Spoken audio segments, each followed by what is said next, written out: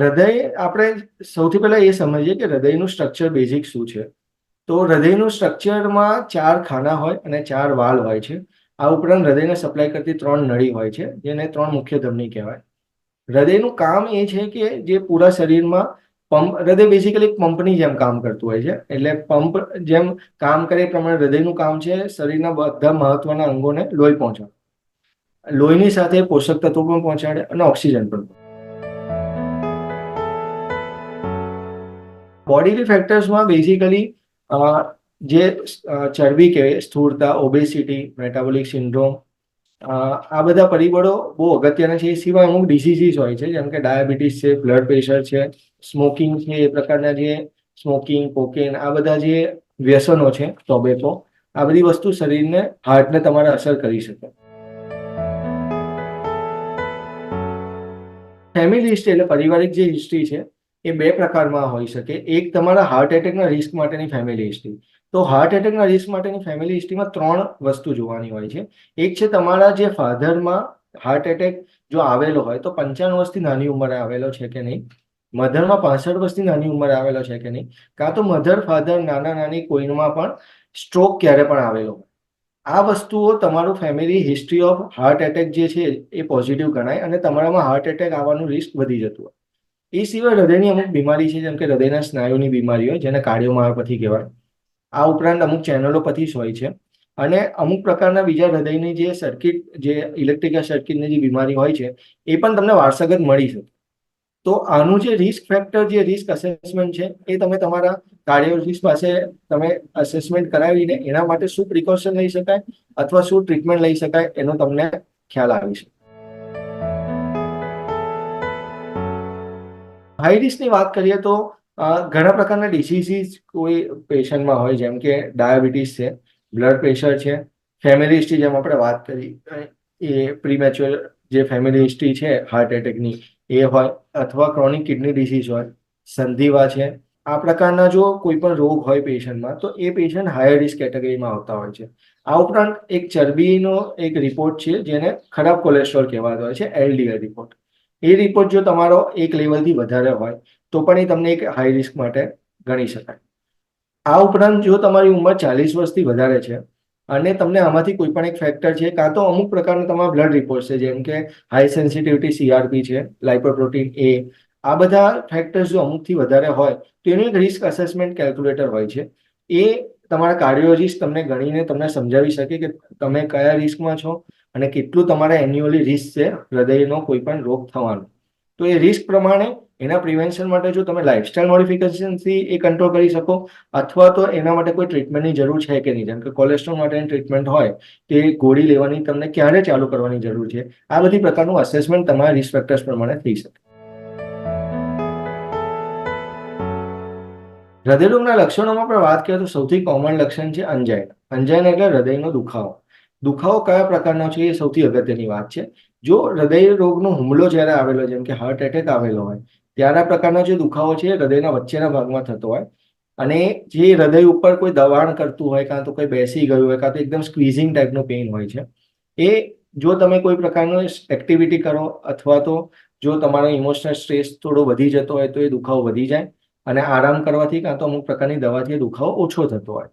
આ ઉપરાંત આ સિવાયની જે હૃદયની બીમારી છે, જેમ કે જે હૃદયની રિધમ ડિસ્ટર્બન્સીસ હોય, જેમ કે એરિથમિયા, એમાં તમને પાલ્પિટેશન્સ થઈ શકે, છાતીમાં દુખાવો થઈ શકે, શ્વાસ ચડી શકે, જેમ કે હાર્ટ ફેલિયરમાં શ્વાસ ચડવું બહુ જ કોમન લક્ષણ છે. આ ઉપરાંત ચક્કર આવવા, આંખે અંધારા આવવા, પડી જવું, આ બધા પ્રકારના સિમ્ટમ્સ પણ તમને થઈ શકે.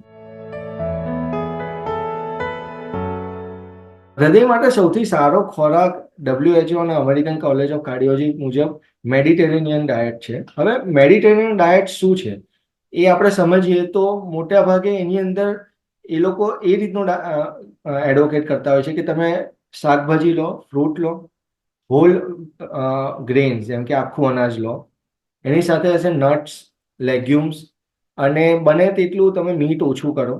આ વસ્તુઓ એની અંદર રેકમેન્ડેડ હોય છે. અને કઈ વસ્તુ ન ખાવી જોઈએ, જો તમે આ સિવાય જે પ્લાન્ટ બેઝ જે ચરબી છે એ તમારે લેવી જોઈએ. એનિમલ બેઝ જેમ કે બટર છે એ વસ્તુને તમારે અવોઇડ કરવી જોઈએ.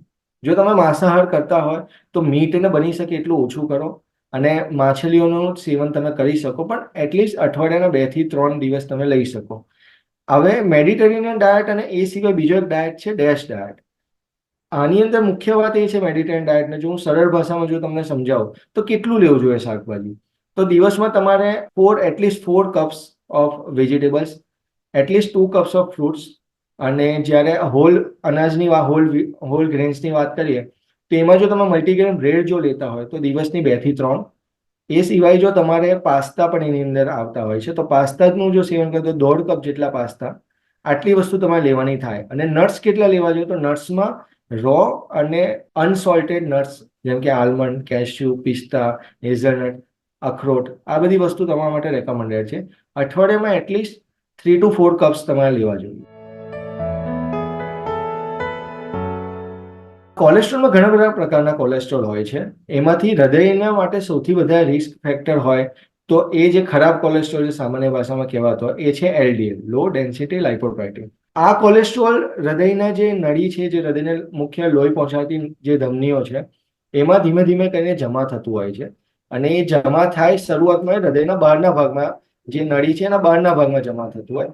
ધીમે ધીમે પછી અંદરના ભાગમાં જે લ્યુમેન છે એ બાજુ ગ્રો થતું હોય. અને એ ગ્રો થવાનું સ્ટાર્ટ કરે પછી એક સમયે એ 50% વધારે એ જે લ્યુમેન છે એને એ બ્લોક કરતું હોય. ત્યારે તમે જે ચાલવા કરવાનું હોય, તમે કોઈ ફિઝિકલ એક્ટિવિટી કરો, ત્યારે હૃદયના સિમ્ટમ્સ જે અંજાના જે આપણે ડિસ્ક્રાઇબ કર્યું એ આવી શકે. અને એક વખતે 70%થી વધારે ક્રોસ કરે ત્યારે તમારે એના માટે ટ્રીટમેન્ટ જરૂરી બની જાય.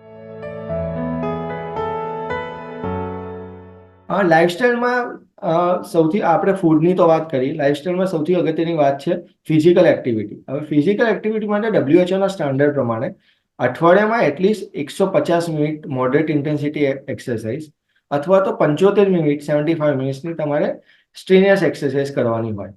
મોડરેટ ઇન્ટેન્સિટીમાં કઈ વસ્તુ આવે તો મોસ્ટ કોમન એમાં આવે તમારું બ્રિસ્ક વોકિંગ, એટલે ઝડપથી ચાલવું. બ્રિસ્ક વોકિંગ એટલે એટલીસ્ટ તમે 4 to 6 કિલોમીટર પર આવરની સ્પીડે ચાલતા હોય એને બ્રિસ્ક વોકિંગ કહેવાય. બ્રિસ્ક વોકિંગ તમે અઠવાડિયામાં તમે 150 મિનિટથી વધારે જો તમે કરતા હોય, તમારા દિવસો પ્રમાણે તમે ડિવાઈડ કરીને એટલીસ્ટ 4 to 5 ડેઝ તમે જો એ એક્ટિવિટી કરતા હોય તો તમારું હૃદય વધારે હેલ્ધી લઈ શકે. આ ઉપરાંત લાઇફસ્ટાઈલમાં જો તમને કોઈ પ્રકારનું વ્યસન હોય જેમ કે સ્મોકિંગ છે, ટોબેકો છે, આ બધી વસ્તુ તમે જેટલું જલ્દી બંધ કરો એટલું તમારા માટે વધારે સારું. હૃદયનું જો તમને કોઈ પ્રકારનું હૃદયનો રોગ ના હોય અને તમારે એનું રિસ્ક એસ્ટિમેટ કરવું હોય તો એના માટેના અલગ અલગ ટેસ્ટ હોય છે. મુખ્ય પ્રકારે બ્લડ ટેસ્ટની અંદર CBC જે રૂટીન હોય, કિડનીના ફંક્શન, લીવરના ફંક્શન ટેસ્ટ, આ ઉપરાંત ચરબીના રિપોર્ટ્સ, લિપિડ પ્રોફાઇલ, આ ઉપરાંત હૃદય સ્પેસિફિક ECG આવે, એ ઉપરાંત TMT હોય, ટ્રેડમિલ ટેસ્ટ, આ ઉપરાંત ઇકોકાર્ડિયોગ્રાફી જે હૃદયની સોનોગ્રાફી કહેવાય કે હૃદયનું પમ્પિંગ કેવું છે, હૃદયની અંદર વાલ્વ કઈ રીતના કામ કરી રહ્યા છે, આ વસ્તુનો આની અંદર સમાવેશ થતો હોય છે. આ બધા જે હૃદયના જેટલા પણ જે રિપોર્ટ્સ છે એને કારણે તમારું એક રિસ્ક ફેક્ટરનું એસ્ટિમેશન થઈ શકે. જો તમને કોઈ પ્રકારનું રિસ્ક આની અંદર આવે ને તમે કોઈ ટ્રીટમેન્ટ સ્ટાર્ટ કરો છો અથવા અગાઉ તમને હૃદયનો કોઈ રોગ થયેલો છે, જો હૃદય રોગ થયેલો છે એવા કિસ્સામાં તમને જે ડોક્ટર જે પ્રકારની ટ્રીટમેન્ટ ચાલતી હોય એ પ્રમાણે તમને એડવાઇસ કરશે કેટલું ફ્રિકવન્ટલી તમારે એના માટે ફોલોઅપમાં આવવાનું છે. જો કોઈ પણ પ્રકારનું તમને ના બીમારી હોય, તમે રિસ્ક એસ્ટિમેશન 40 વર્ષ પછી એક વખત તો કરાવવું જ જોઈએ. અને એકવાર બધા રિપોર્ટ્સ જો નોર્મલ આવે તો દર 2-3 વર્ષે તમારે એકવાર ફરીથી આ રિપોર્ટ્સ કરાવવા જોઈએ.